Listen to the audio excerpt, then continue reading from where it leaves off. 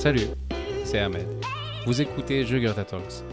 Jugurtha Talks est un podcast qui raconte l'histoire de ces Français d'origine nord-africaine qui font bouger les lignes en France. Chaque mois, le micro est ouvert à des invités au parcours inspirant. Qu'ils soient universitaires, entrepreneurs sportifs ou artistes, leur histoire est là pour dérouler un narratif trop souvent absent.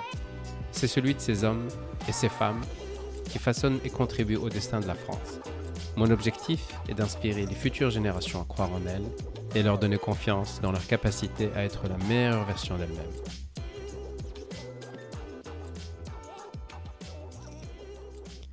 La personne que je reçois aujourd'hui est une personne qui transpire l'énergie. À son contact, on comprend vite qu'on a affaire à une personne déterminée et audacieuse.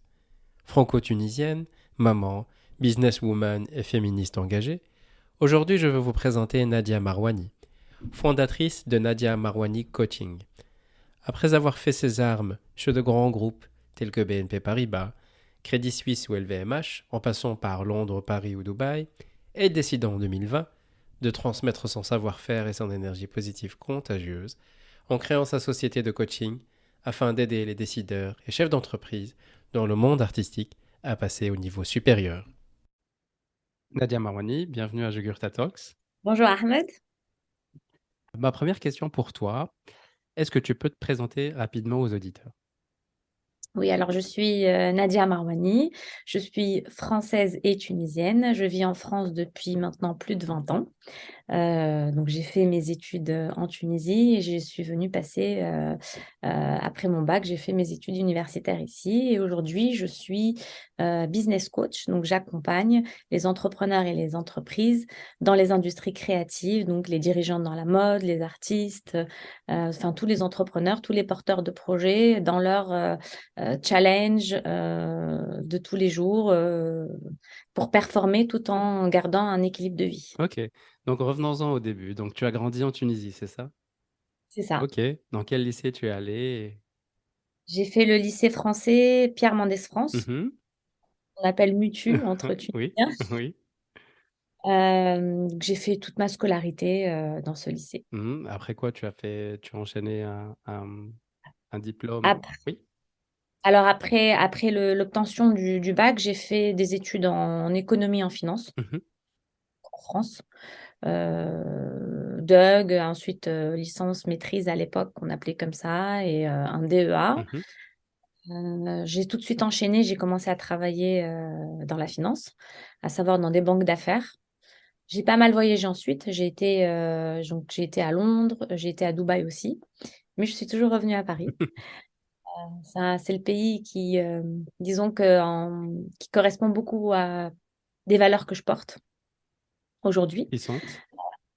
qui sont très simplement la liberté, qui est une valeur très importante pour moi et dans laquelle je me retrouve en fait en France et que je suis fière de pouvoir porter. Et puis aussi la partie créative, parce que je suis aussi très sensible à la créativité. C'est aussi d'une valeur forte que je porte et que je retrouve assez rapidement et assez bien à Paris, puisque avec tous les beaux musées, les galeries d'art, tout ce qui se passe dans la mode, donc je suis vraiment bien nourrie, disons, ici. Mais pourtant, j'ai pas commencé par ça, j'ai commencé par la finance. Oui, bah, c'est ce que j'allais te poser comme question. Pourquoi la finance? En fait, j'étais très bonne en maths. Et quand on doit on doit faire des choix à 18 ans, on sait qui on est, mais on n'est pas vraiment encore forgé dans son identité. Donc à ce moment-là, j'étais assez bonne en maths, j'aimais bien les chiffres, et je me disais, en faisant des études de finance, je pourrais avoir pas mal de portes qui s'ouvriraient à moi par la suite, parce que il y a pas mal d'ouvertures après ça, il y avait beaucoup de débouchés en tout cas. Et ça s'est très bien passé d'ailleurs. J'étais très bonne élève. Euh, J'étais contente quand j'ai commencé à travailler dans la banque. J'étais aussi, je le suis encore, ambitieuse. J'avais cette ambition de vouloir réussir, d'y arriver. Je commençais à travailler dans une banque d'affaires à Paris. Je voulais aller à Londres. Ensuite, je suis allée à Dubaï. Vraiment, j'étais animée par le fait de vouloir vraiment réussir et d'aller au cœur même de la banque d'investissement et de la salle des marchés. Ok. Donc Donc, tu travaillais pendant 3 ans dans les banques. Donc j'imagine que j'ai vu ton parcours. Tu as fait BNP Paribas, puis tu as fait Crédit Suisse. Tu étais Exact, entre Londres et Paris. Euh, exact. Quel est le savoir-faire unique que tu as appris dans les banques qui te servent jusqu'à aujourd'hui? Qui me sert jusqu'à aujourd'hui, je dirais la rigueur. La façon de travailler, c'est la rigueur. Le fait de jamais de prendre un non pour un oui. Donc, c'est quelque chose qu'il fallait vraiment beaucoup, fallait performer assez vite. Et puis, moi, j'avais une position de sales, donc de commercial. Et fallait appeler des gens, des banques, des directeurs financiers qui n'avaient vraiment, vraiment pas envie de me parler, ni même d'entendre parler de ce que j'avais à leur proposer. Donc, et on me raccrochait souvent au nez, on me disait non, ça m'intéresse pas, alors que je travaillais quand même pour des beaux noms quand même de la finance. J'appelais pas d'une banque qu'on connaît pas, quoi. Et pour autant, raccrocher au nez, le fait d'insister, mais d'apprendre à insister, parce qu'insister en étant lourd, c'est pas sympa, mais apprendre à insister, à convaincre, c'est quelque chose j'ai vu que ça marchait. Donc ça, je l'utilise encore jusqu'à aujourd'hui. Ça veut dire que si j'ai une idée en tête et que je pense qu'il faut qu'on la connaisse, bah, c'est pas parce qu'on va me dire non que je vais arrêter, quoi. Est-ce que tu trouves que les gens laissent tomber assez facilement? Euh, Pas tout le monde, ça c'est sûr, mais certains peuvent laisser tomber parce qu'ils disent bon bah on m'a dit non donc je vais pas y aller, je veux pas déranger la personne. Mais parfois les personnes disent non parce qu'on les appelle tellement que ils ont pas le temps. Et en vrai, si ton offre elle est bonne et que ton produit est bon ou ce que tu as à leur raconter est bon, ils seront très heureux de le connaître et de le savoir. Mais à la fin, on te dit merci, merci d'avoir insisté, merci d'avoir essayé. Quand est-ce qu'on arrive à discerner entre j'insiste et j'ai de la valeur ou j'insiste mais je deviens lourd? En fait, je pense que quand on est convaincu que ce qu'on propose a de la valeur, être convaincu soi-même que ce qu'on propose a de la valeur, que ce qu'on propose a de la valeur pour l'autre. Et si on arrive à le communiquer, et qu'on le porte et qu'on le croit, je pense qu'à aucun moment on peut se sentir lourd. Parce qu'on se dit que ce qu'on va proposer à l'autre personne, si on va répondre à ses besoins, à une problématique, et qu'on le connaît, on connaît sa problématique, on connaît ses besoins, on s'est renseigné, et on est persuadé que ce qu'on a à lui proposer va venir répondre à cela. Et je pense qu'à partir de là, lorsqu'on porte ce message, on va pas se sentir lourd, et si on se sent pas lourd, ben on n'est pas lourd en fait. Ok, ok. En 2009, tu fais un revirement, tu te lances à ton propre compte. Donc, qu'est-ce que tu crées en 2009 et qu'est-ce qui a fait que tu t'es lancé dans l'entrepreneuriat? En 2009, j'étais à Londres, donc je travaillais chez Crédit Suisse, salle des marchés. En même temps, il y a la crise des subprimes qui arrive. Et les week-ends, j'étais souvent de façon mes loisirs en fait. Je me promenais dans les galeries d'art. Quand je parle de mode, je m'intéressais vraiment à l'entreprise mode. Ça veut dire que quand je me promenais, que je rentrais dans une boutique et que je regardais des vêtements qui pouvaient me plaire, je rentrais chez moi et je m'informais en fait sur la marque, les fondateurs, comment ça a été créé, quel message était porté, comment était le produit. Je le faisais de façon juste par curiosité.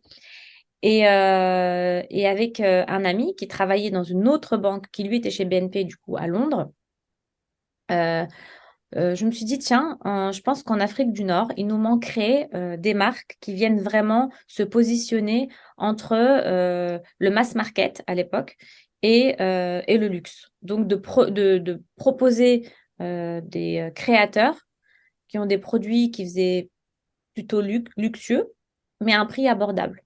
Et ça n'existait pas sur la région. Donc, je dis, écoute, ça te tente de faire cette aventure avec moi. Je lui raconte un peu mon histoire, je lui raconte comment ça se passe en Tunisie. Je suis persuadée que ça va fonctionner, que c'est une super idée. En plus de ça, j'adore faire ça. Et puis lui, il me dit, allez, je te suis. Ça a l'air sympa parce que sa famille aussi travaillait dans le textile. Et on a commencé à faire ça à côté. imaginer le projet. Donc, on travaillait en même temps. Donc, la première année, avant 2009, on avait déjà commencé à travailler sur le sujet. On est allé voir, là où justement j'ai commencé à utiliser ce que j'ai appris dans la finance, c'est qu'on allait voir des marques qui étaient connues en Angleterre, sauf que nous, on arrive tous les deux. On va essayer de les convaincre pour qu'ils nous donnent la licence, disons, pour les représenter sur une autre région que l'Angleterre. Donc, il faut avoir une bonne presse, il faut avoir l'air sérieux, faut les convaincre. Si on te dit non, bah, t'essayes une deuxième fois. Et finalement, je pense, au bout de 5 ans, on avait je pense qu'on avait une quinzaine d'artistes et de marques de créateurs. Et ensuite, moi, j'ai continué dans l'art toute seule, puisque j'ai ouvert un concept store et j'ai fait des expositions d'art à Paris, à Dubaï. J'ai représenté des marques donc, au Maroc, en Tunisie. Donc là, c'était mode. Et les expositions, j'en ai fait en Tunisie, à Dubaï et à Paris. Ok, comment on passe de la finance à la mode? Est-ce qu'il y a un fil rouge? Euh, oui, le fil rouge, c'est moi. Quand on parle de finance et de mode, on ne voit pas tout de suite le fil rouge, mais je pense que c'est ma personnalité. Et je pense que ma personnalité n'est pas forcément tout le temps linéaire. Elle est linéaire sur certains points. C'est la raison pour laquelle j'ai été dans la finance et j'ai utilisé mon bagage dans la finance pour pouvoir, je l'ai utilisé pour construire mon projet entrepreneurial. Est-ce que tu peux partager 3 leçons que tu as apprises en tant qu'entrepreneur en lançant cette société que tu as créée, à tes dépens, que tu as appris à tes dépens? Dans l'entrepreneuriat, je pense que la première, c'est savoir s'entourer. Mhm. Parce que quand on entreprend, ben, on est un peu seul. Et le fait d'être entouré par des personnes euh, qui vivent, en tout cas, ou qui ont déjà le mieux, c'est qui ont déjà vécu ça, donc qui ont déjà une longueur d'avance et qui ont cette bienveillance. En tout cas, il faut que la personne soit bienveillante aussi et qu'elle croit en tes rêves, qu'elle croit en toi et qu'elle te donne le petit ou les deux conseils dont tu as besoin pour prendre une décision. Hmm. Tu as parlé d'un partenaire à un certain moment que tu as choisi pour cofonder cette société. Comment Oui. tu l'as choisi et pourquoi lui ou elle? Je l'ai choisi d'abord c'est parce que c'est un ami, Mhm.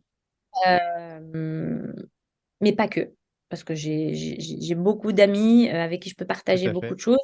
Mais sur ce projet-là, lui, parce que disons déjà qu'on se comprenait dans la façon de travailler. La deuxième, on avait des compétences complémentaires. Donc moi, j'étais plutôt assez généraliste. Donc je voyais à peu près où est-ce que je voulais aller. Et lui était très très bon dans la partie un peu plus. Euh, il était très consciencieux. Voilà. Moi, j'étais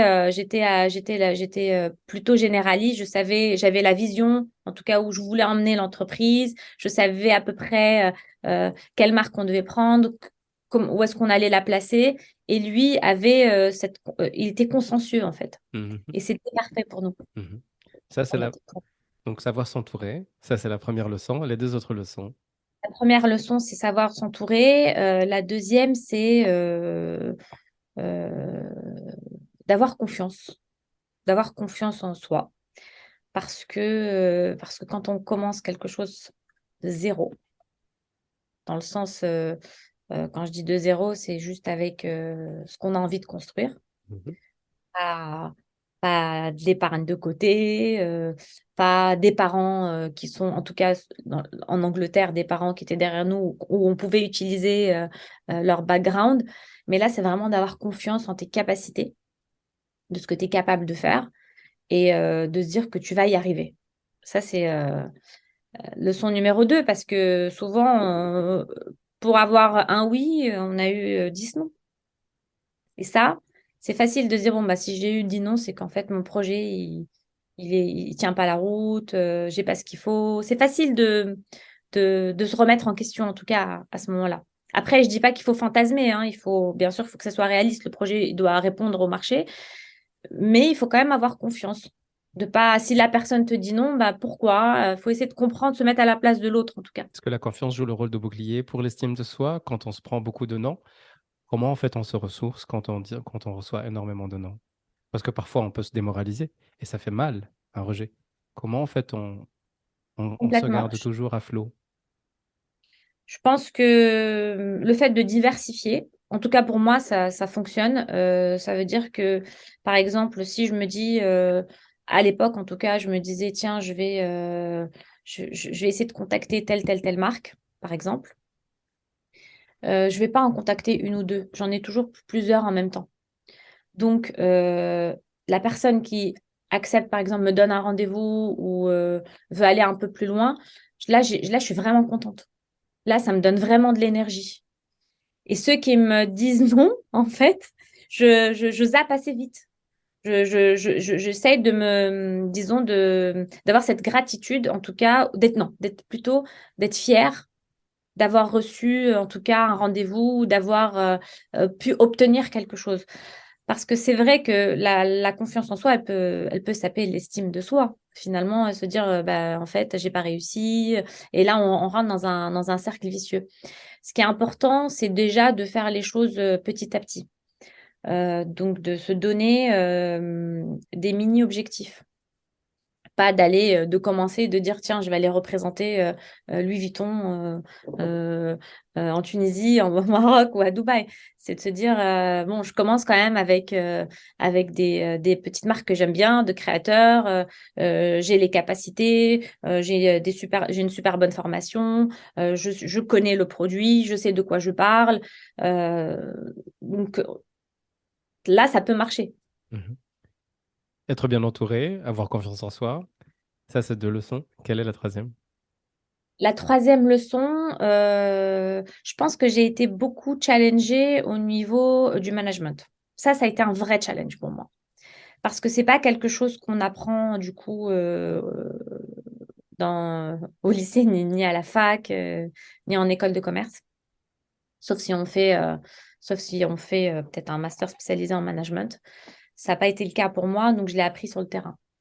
Et je pense que pour un entrepreneur, c'est une chose extrêmement, extrêmement difficile parce que gérer l'humain, c'est une compétence.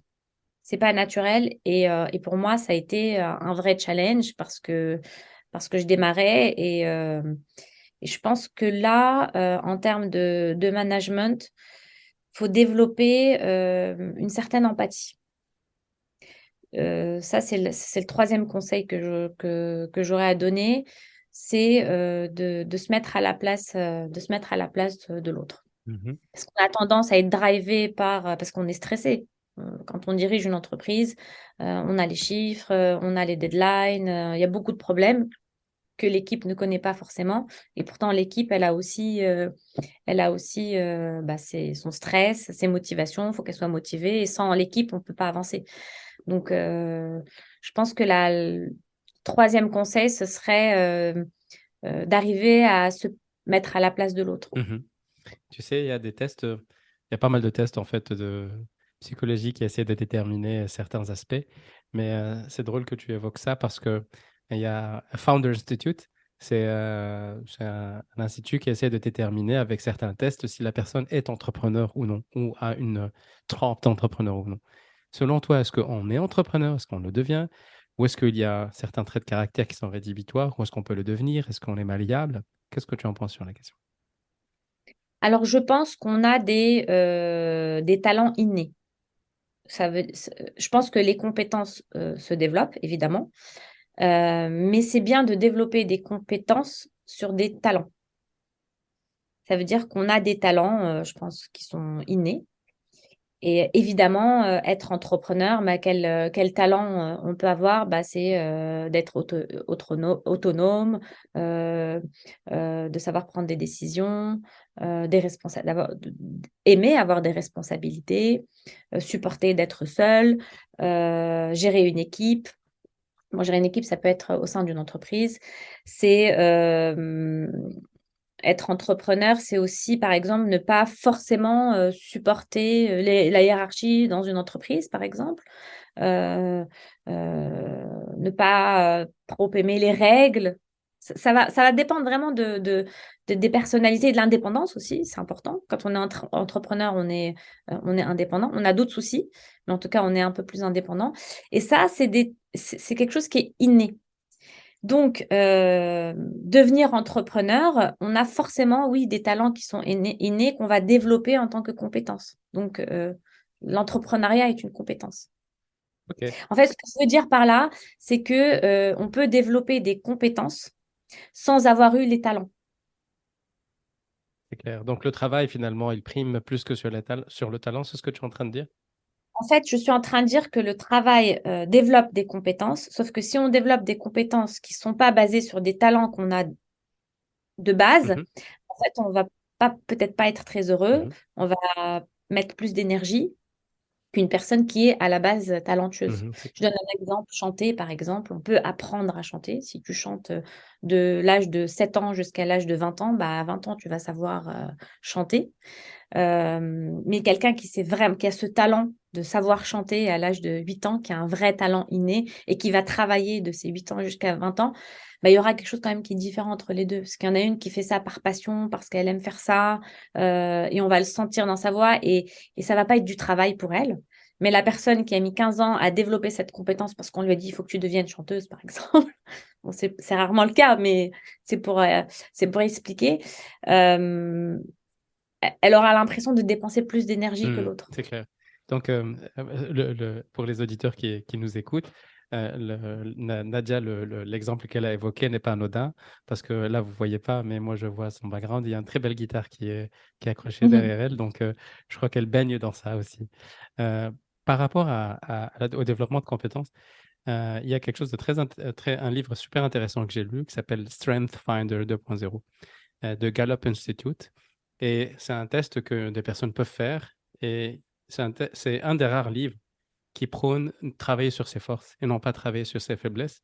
Parce qu'en disant qu'on décuple beaucoup plus rapidement et on avance beaucoup plus rapidement parce qu'on a un talent naturel aussi. Et c'est clair que parfois, on nous dit toujours essayer voilà, de pallier à nos faiblesses, alors que parfois, ça peut être aussi, on peut faire fausse route et travailler sur ses compétences, travailler sur ses forces peut nous aider à devenir beaucoup plus bons et dangereux face à la concurrence. Complètement d'accord avec toi. D'ailleurs, c'est un test que je fais souvent parce que, comme je te disais, tu sais, je fais de l'accompagnement Je sais, je vais y venir, hein, et en fait, je fais un test qui est en fait un bilan de compétences et du coaching d'évolution que tu connais peut-être qui s'appelle TMA. Non, pas vraiment. D'accord, mais en fait, c'est exactement ce que tu es en train de dire.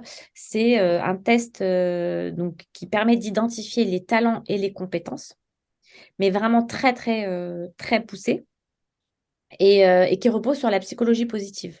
À savoir exactement ce que tu viens de dire, Mhm, c'est on va plus investir sur ses talents que sur, disons, les compétences les moins talentueuses qu'on peut avoir. mhm, On dit pas, on va pas dire fragilité ou manque de compétences, mais on va plus dire, par exemple, si quelqu'un est très structuré, non, si quelqu'un n'est pas du tout structuré, il n'est pas organisé et pas du tout structuré, en fait, c'est quelqu'un en général d'assez créatif. Donc, en fait, il va développer une autre compétence. Et ce test permet vraiment de comprendre un peu le fonctionnement de la personne et de la pousser vers ses talents et de développer les compétences qui sont basées sur ses talents pour pas qu'elle perde son énergie à faire des choses qui ne lui sont pas forcément destinées. Mais revenons-en à ton parcours. Donc, tu lances cette société, tu passes quelques années dans cette société, je crois que c'est à peu près 5 ans, si je ne dis pas de bêtises, quand j'ai vu ton parcours. Donc, vers la fin de cette expérience entrepreneuriale, tu es parti à Dubaï, si j'ai bien compris, pour travailler pour une société. Comment vit le salariat après l'entrepreneuriat? Et pourquoi Dubaï aussi? Alors, ce qu'il faut savoir, c'est que moi, je suis assez internationale. Donc, j'ai aussi de la famille qui vit là-bas. Euh, En tout cas, à l'époque, avant d'avoir une vie de famille, Mhm, c'était plus facile pour moi, en tout cas, quand j'avais une opportunité de faire mes bagages et de partir. Et puis j'ai toujours été curieuse de connaître des nouveaux pays, une nouvelle culture, une façon de vivre différente. J'aimais me nourrir en tout cas de cet aspect interculturel, on va dire. Donc, à la fin de mon aventure entrepreneuriale qui a duré 5 ans, pour des raisons, disons, où il y a eu le printemps arabe en 2011, pour nous, au départ, ça allait. Les 2 premières années. Ensuite, j'ai commencé en fait à diriger mon entreprise un peu plus vers l'art et j'ai commencé à réfléchir à développer des expositions à Paris et à Dubaï. Et de toute façon, sur la partie Afrique du Nord, ça devenait assez compliqué de la situation, donc de la révolution qu'il y a eu à l'époque, mais aussi parce que le marché de la mode commençait à changer. Et le positionnement que j'avais eu, où je travaillais avec des marques qui venaient vraiment au milieu, les prix de fabrication devenaient vraiment très élevés et elles aussi commençaient à avoir des difficultés. Donc, d'où ma décision à ce moment-là de me dire je vais développer plutôt sur la partie en Europe et à Dubaï. Donc, je reviens au salariat. Comment je le vis?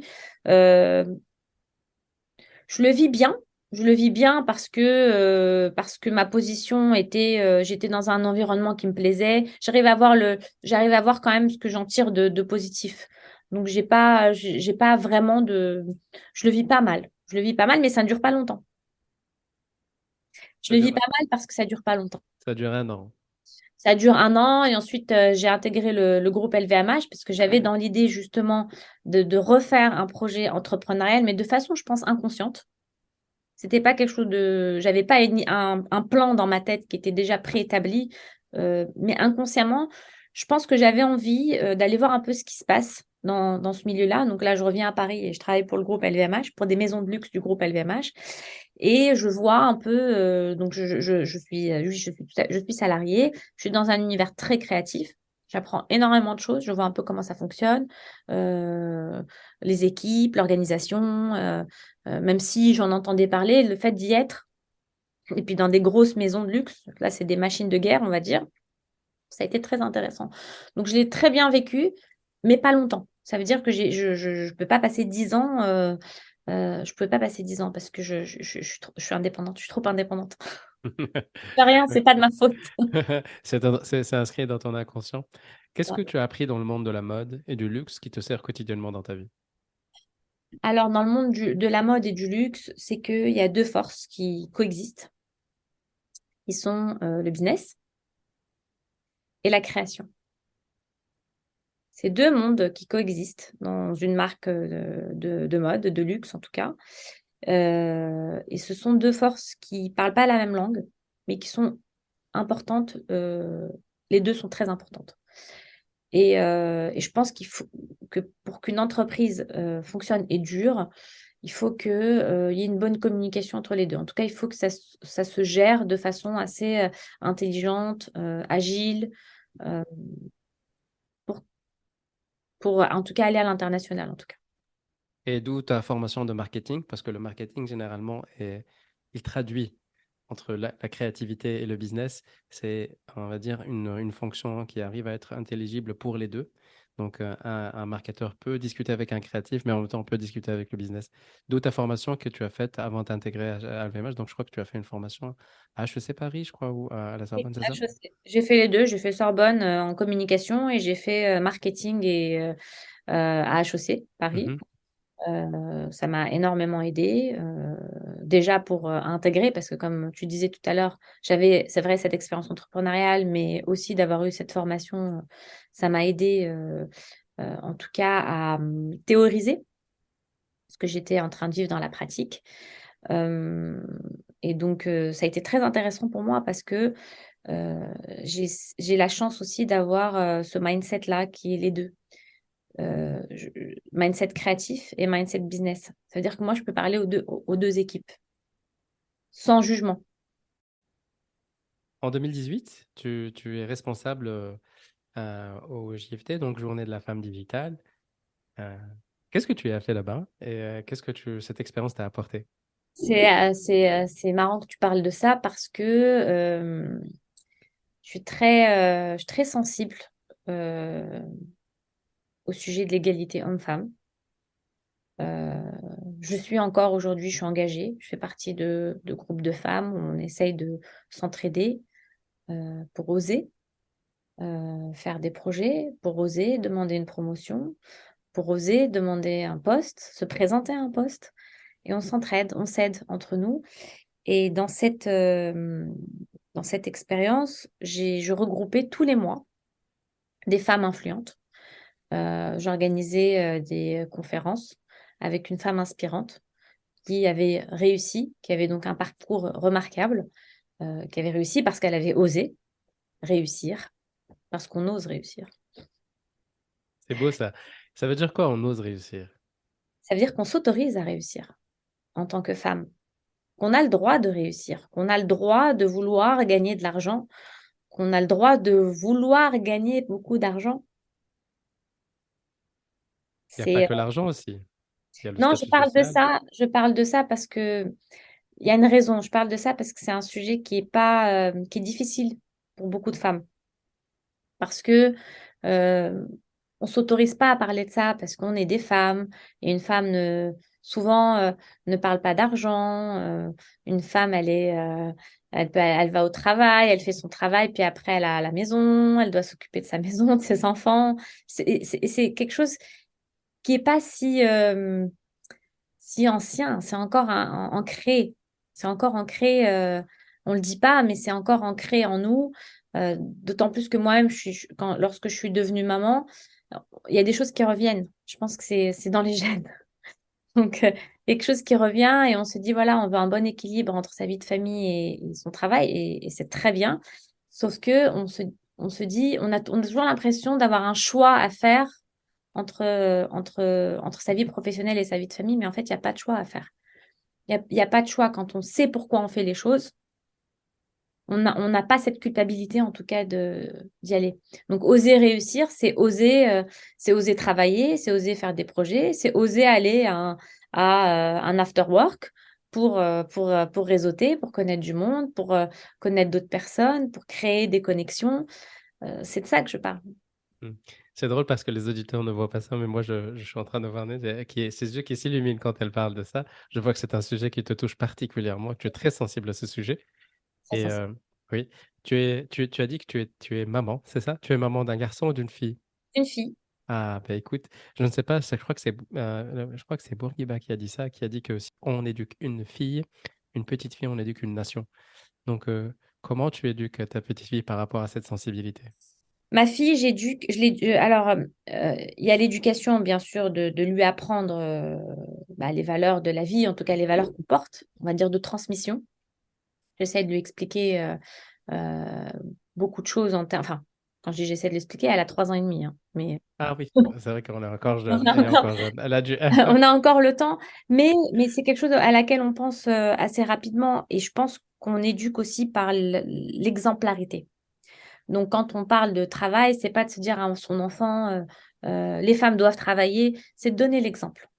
C'est de donner l'exemple, de dire, en fait, maman, elle travaille, c'est important de travailler, c'est important de faire un travail qu'on aime, c'est important de, de mettre du sens dans ce qu'on est en train de faire. Euh, et ça, je pense que ça passe par l'exemple qu'on donne et non pas par le fait de l'expliquer comme je suis en train de te l'expliquer, mais pour elle, ça va plus la marquer quand elle me voit aller travailler, la déposer à l'école, aller au bureau, revenir la chercher. Parce que je m'autorise aussi ça, parce que comme je suis entrepreneur, donc je peux aller chercher ma fille à l'école et ça, je suis très contente de pouvoir le faire. Hmm. C'est drôle que tu dis ça, parce que le fait de s'autoriser et le fait, parce que quand on voit ton parcours, tu es quelqu'un d'extrêmement dynamique et ça se voit. Tu sais, quand parfois on dit qu'il y a un animal totem à une personne, je sais pas pourquoi, mais chaque fois que je te vois, je pense à une abeille. Ah bon? C'est que, oui, en fait, l'abeille n'arrête jamais. Elle pollinise, elle passe d'une fleur à une autre. Elle est matchmaker, mais en même temps aussi, elle ne s'arrête jamais. Elle est tout le temps dans l'action. Et s'il faut qu'elle pique, elle va piquer aussi, hein. Mais c'est quelqu'un mais c'est un animal qui est très important, du moins pour l'écosystème humain. Donc, je ne sais pas pourquoi j'ai pensé à toi, Bon. mais j'ai fait un segue. Euh, donc, en septembre 2020, tu décides de changer de cap totalement. et tu entames un diplôme universitaire en découverte de la psychanalyse freudienne. Ouais. Et suite à quoi tu enchaînes et tu crées ta société actuellement, donc Nadia Marwani Coaching. Donc, pourquoi la psychanalyse? Donc, c'est assez lourd quand même la psychanalyse. Pourquoi le coaching? Et qu'est-ce qui a fait que, voilà, au bout de quelques années de salariat, tu te dis, l'envie primaire de Nadia de fond est revenue à la charge et elle a repris la commande, les commandes, pardon. Donc, pourquoi la psychanalyse et pourquoi le coaching? Écoute, je te l'ai dit, de façon inconsciente, je savais que je reviendrais à l'entrepreneuriat. Euh, et en 2020, en fait, c'est juste avant, j'ai eu ma fille. Et ça déclenche disons qu'on ramène. Alors j'aime bien cette phrase qui dit, euh, euh, si on ramène pas l'inconscient au conscient, ce qui va arriver dans notre vie, on va appeler ça le destin. C'est Carl Jung, ça. Exactement. Exactement. Et ce qui se passe quand j'ai ma fille, j'ai le temps déjà, parce que je m'occupe de ma fille, donc j'ai le temps de réfléchir et de conscientiser et tout ce qui était dans l'ordre de l'inconscient, qui est je pense, de me sentir libre et indépendante. Euh, et d'avoir toujours eu, je pense, l'idée de reconstruire mon projet entrepreneurial était là. Et puis j'avais des idées qui tenaient la route, en tout cas à ce moment-là. Et, donc, je commence par le commencement, qui est je m'inscris à une formation en coaching professionnel et personnel à l'Institut des neurosciences appliquées par un coach qui est assez connu. Donc, c'est lui qui m'a formée, qui s'appelle David Lefrançois. Donc, je suis cette formation et en parallèle, je le fais pour moi. Parce que je suis attirée par la psychologie, c'est quelque chose qui m'intéresse. Et je me dis que quand tu rentres dans du coaching, moi je fais du coaching pro. Je suis pas coach personnel, mais même dans le coaching professionnel, en fait, on a un humain derrière. Quand on a un dirigeant, le dirigeant, il a ses peurs, il a ses doutes. Faut l'accompagner aussi dans des moments comme ça. Et le fait de faire cette formation en psychanalyse, ça me donne des éléments pour savoir à quel moment je peux continuer et à quel moment je m'arrête. C'est-à-dire que si c'est des problèmes qui deviennent psychanalytiques, moi j'ai fait une formation d'1 an, donc ma formation ne me permet pas en tout cas d'accompagner des personnes sur ce sujet-là, mais me donne assez d'éléments pour me dire, ici je m'arrête. Je vais pas plus loin, c'est plus moi qui dois l'accompagner, ou alors c'est complètement dans mes compétences et j'y vais. Parce que dans le métier du coaching aujourd'hui, on a vraiment tout. On entend beaucoup coach, coach, coach, coach, et ça décrédibilise notre métier, mais il y a aussi des gens qui font très, très bien notre métier. Et en l'occurrence, moi et l'équipe avec laquelle je travaille, on est formé au coaching et on est assez conscient de là où il faut s'arrêter. Hmm. C'est bien que tu évoques ce sujet parce qu'aujourd'hui, sur les réseaux sociaux, on voit beaucoup de fake gourous et de personnes qui promettent monts et merveilles, sont prêts à dépecer les gens de leur moindre euro ou dollar pour leur dire que voilà, il faut y arriver, il faut avancer et après, ils les embarquent dans des programmes qui coûtent extrêmement cher. Comment tu peux aider les auditeurs ou des personnes qui nous écoutent à détecter ce type de profil ou de fake gourou? Euh, je pense que ce qui marche, je pense que ce qui marche, en tout cas, quand on parle d'effet gourou, ils ont tendance à cibler toujours la même cible. Les mêmes personnes. C'est des personnes qui n'ont pas forcément confiance en elles, qui ont une faible estime de soi. Et quand on est dans cette phase de vie où on ne croit plus en soi, on a une faible estime de soi, en général, il n'y a rien qui fonctionne derrière. Sa vie affectueuse, sa vie professionnelle, c'est assez compliqué quand on a une faible estime de soi. Et donc, quand quelqu'un arrive et te dit, je vais venir te sauver de tout ça, donc la personne, elle est un peu en mode aussi victime, et Claude vient la sauver, mais en fait, elle est prête à demander des crédits, à se faire prêter de l'argent pour être sauvée. Donc, c'est l'instinct de survie qui se déclenche. C'est ça qui se passe en vrai. Ce à quoi il faut faire attention, c'est d'abord de voir, de pas tout mettre entre les mains de l'autre, parce que personne ne sauve personne. En fait, on se sauve soi-même à l'aide des autres. On ne se sauve pas soi-même seul, mais c'est vrai qu'on peut s'aider des autres, des personnes en qui on a confiance, des personnes bienveillantes Et ces personnes-là, quand on a confiance en elles et qui sont bienveillantes, on les connaît. On peut écouter des podcasts, on peut écouter puis se renseigner euh, des formateurs. Il y en a qui sont très bons, il ne faut pas généraliser. Il y en a qui sont, en l'occurrence, moi, David, par qui j'ai été formée, David Lefrançois, il est très, très bon là-dedans. Donc, on peut y aller, il faut se renseigner. Puis moi, il y a un truc auquel aussi je crois, c'est que il faut toujours faire les choses en prendre une décision après avoir eu trois choix. Parce que quand on n'a qu'un seul choix, c'est finalement, c'est une impasse. Quand on a deux choix, on a l'impression que c'est comme comme un ultimatum. Enfin, on n'a pas... Quand on a trois choix, ben là, on peut prendre une décision. Donc, on va aller voir un premier coach, un deuxième, un troisième, et puis après, on choisit. Mhm. Entendu. J'ai été très agréablement surpris par les interviews que tu as faites. Donc, tu as fait deux qui m'ont particulièrement marqué. Une avec Pone, si je dis pas de bêtises, et une avec Fabrice Santoro. Donc, pourquoi avoir interviewé ces gens? Et qu'as-tu appris en interviewant ces personnes? Alors, j'ai interviewé ces gens parce que le coaching, le business coaching, en tout cas, mon business coaching, pour moi, c'est un coaching de sportif. C'est comme il s'apparente à un coaching de sportif de haut niveau.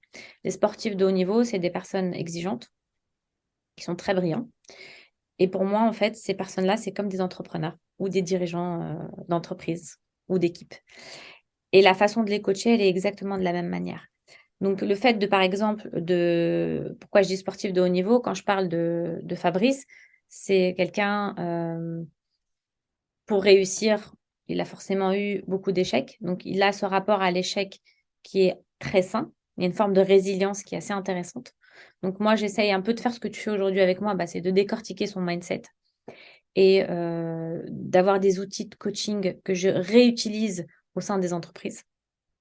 Donc, en l'occurrence, Fabrice, c'est les phrases qui reviennent, qu'il a depuis qu'il est tout jeune, son rapport à l'échec, ses croyances, sa façon de voir la vie et puis les conseils qu'il peut donner. Pone, c'est autre chose. Pone, pour moi, je pense que Pone, ça a été une interview qui m'a énormément marquée. Moi aussi, ça m'a C'est touché. vraiment, c'est incroyable en fait.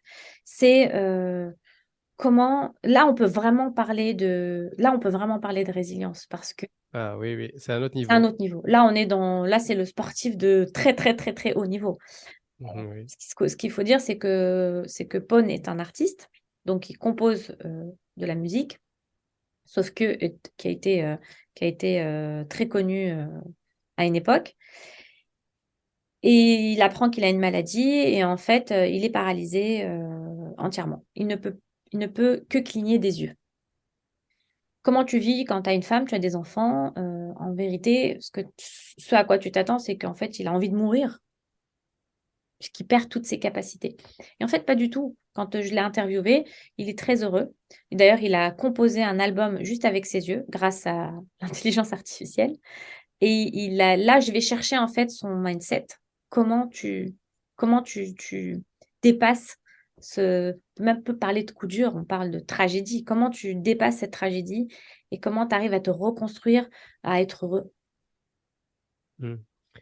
Carl Jung dit que quand deux personnes se rencontrent, s'il y a une réaction euh, ou une affinité ou des atomes crochus, c'est comme une réaction chimique. Les deux sont transformés.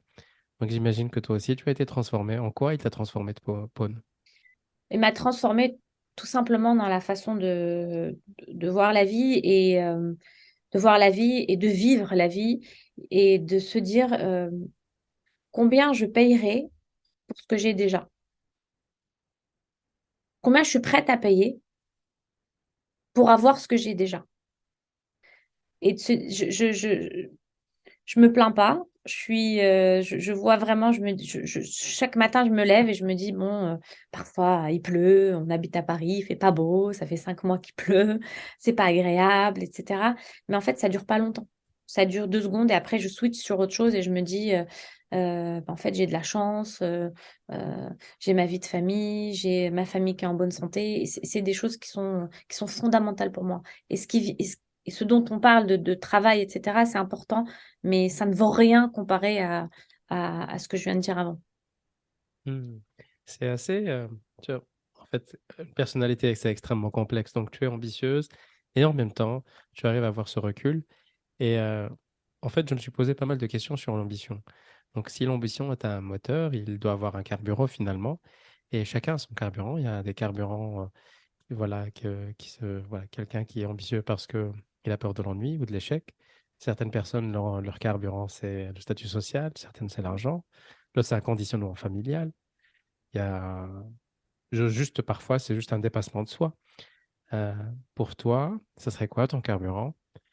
Et selon ton œil de coach, est-ce qu'il y a un mauvais carburant? Mon carburant par rapport à mon ambition ou... Oui. D'accord, ok. Déjà, ce qu'il faut que tu... C'est sûr que je suis ambitieuse et je n'y peux rien. C'est vraiment. Ça veut dire que j'ai pas le choix. C'est quelque chose qui est en moi, qui est inné et j'ai vraiment pas le choix en fait. C'est pas quelque chose que j'ai choisi. J'ai pas l'impression de l'avoir choisi. Donc parfois aussi, oui. Alors ça peut passer en mauvais quand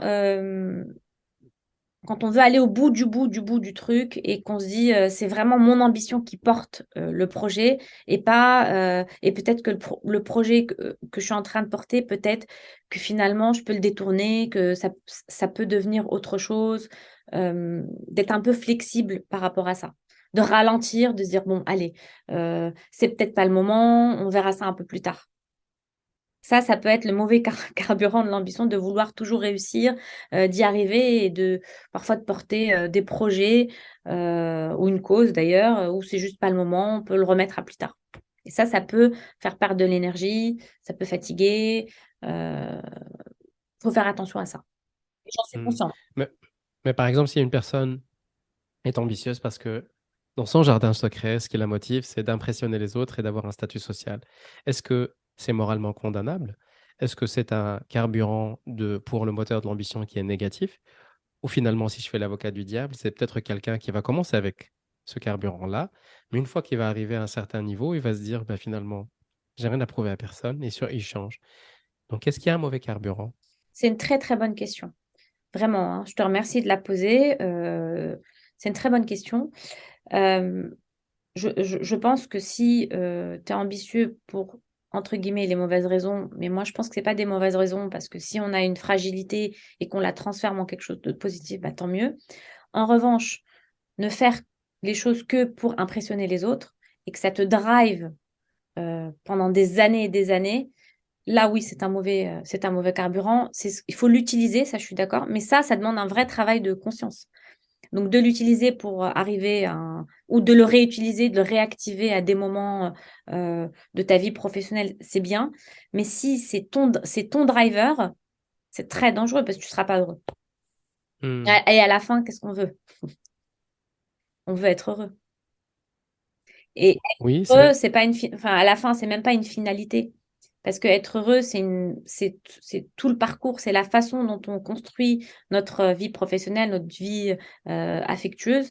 Donc la façon de la vivre, c'est ça, être heureux. Donc si Mhm. on le fait avec le mauvais driver de vouloir impressionner les autres ou parce qu'on est complexé, etc., et que c'est tout le temps notre driver, ben, on ne sera jamais heureux. Oui, il y a un excellent livre que j'ai lu une fois, qui est un auteur que j'admire énormément, qui s'appelle Joseph Campbell, Oui. et qui s'intitule The Art of Living, Mhm. l'art de vivre.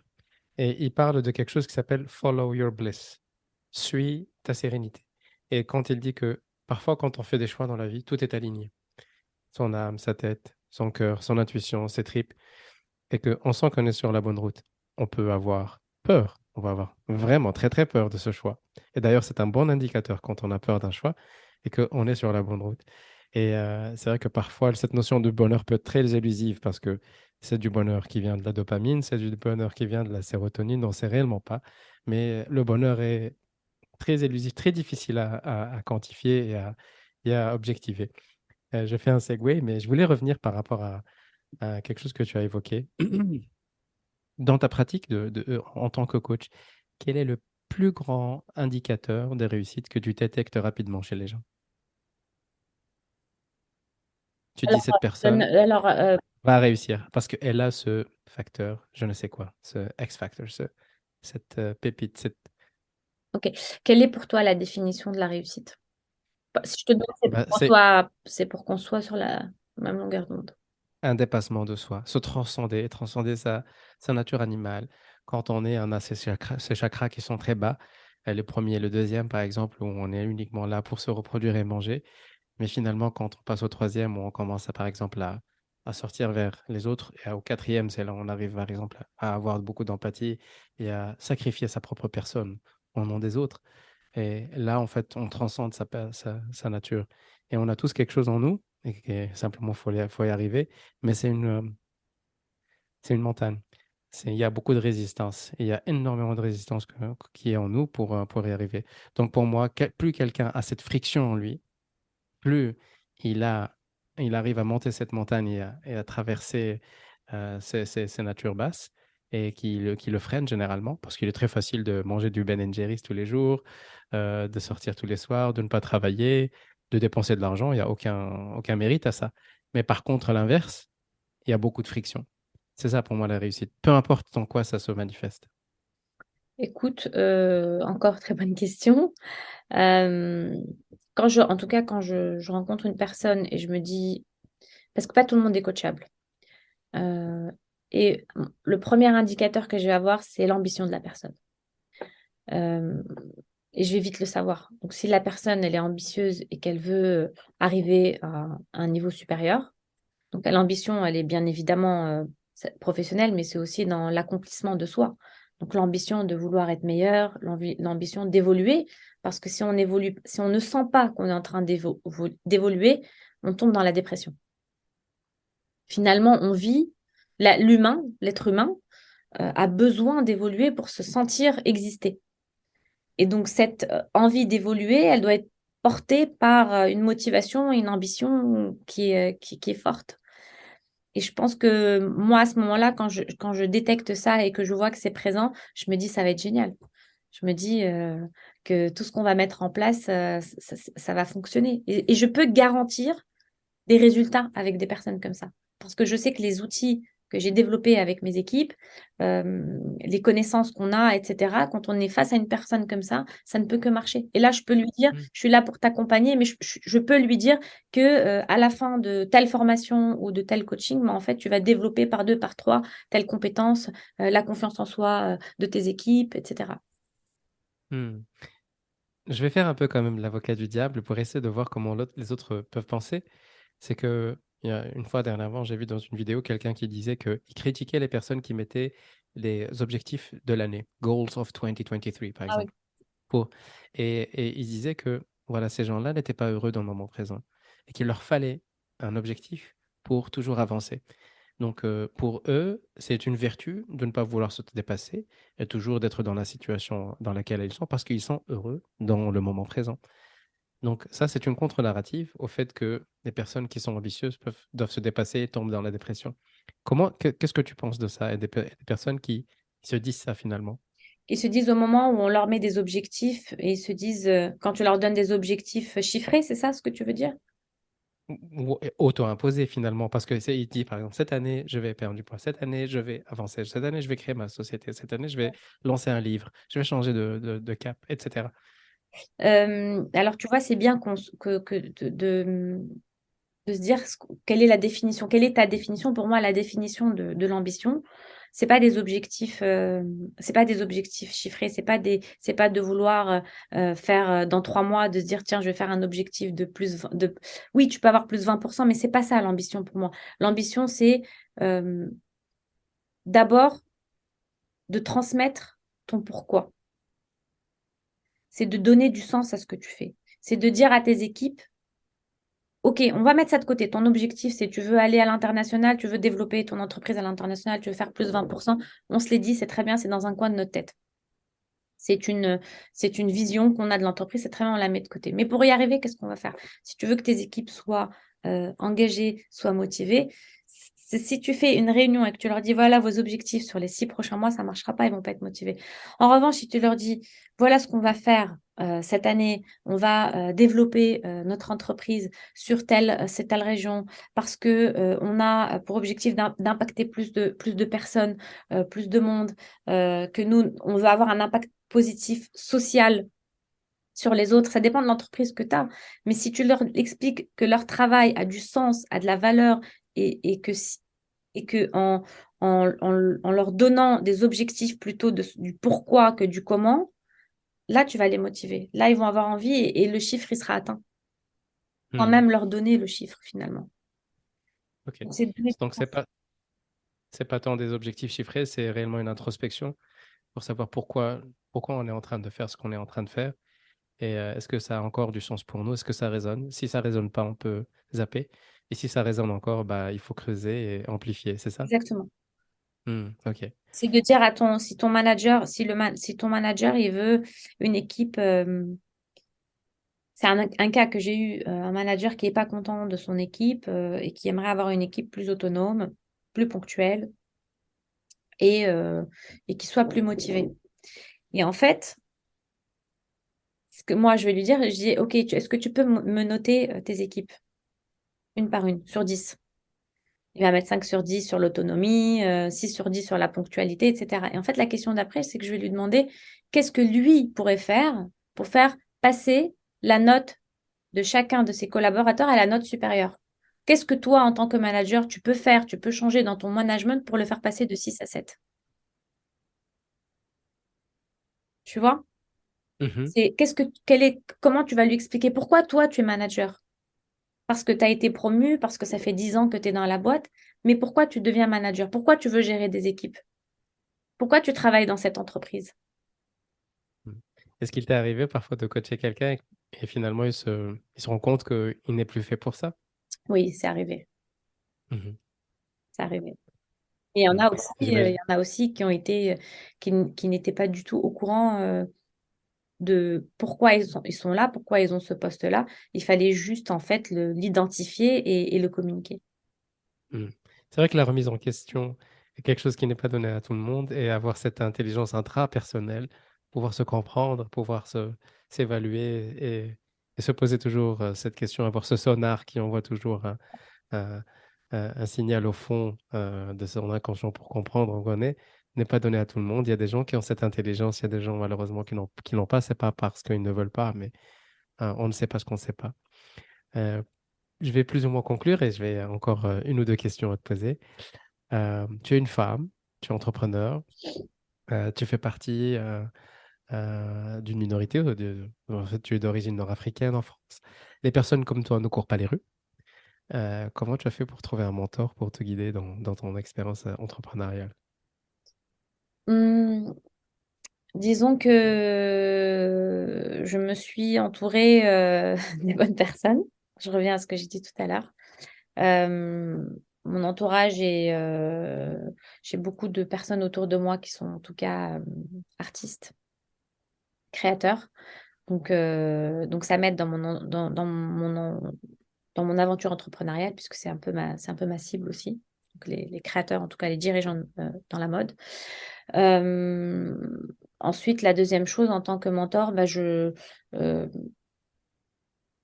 alors je vais choisir par exemple une femme que je connais ou que je ne connais pas, qui va par exemple m'inspirer et, euh, et je vais chercher la qualité qui me plaît en elle.